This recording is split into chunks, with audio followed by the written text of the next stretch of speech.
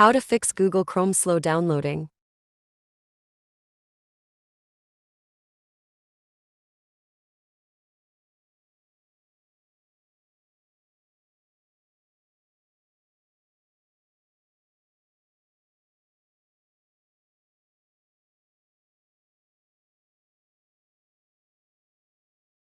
Enable. Use secure DNS.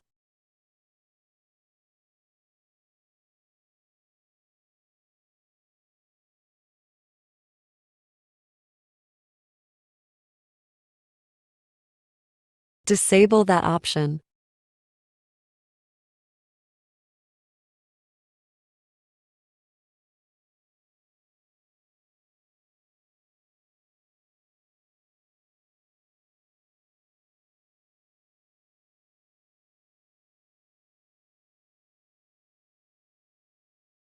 If you have any unnecessary extension, remove that as well, and after that your Chrome download speed will be fixed. Thanks for watching.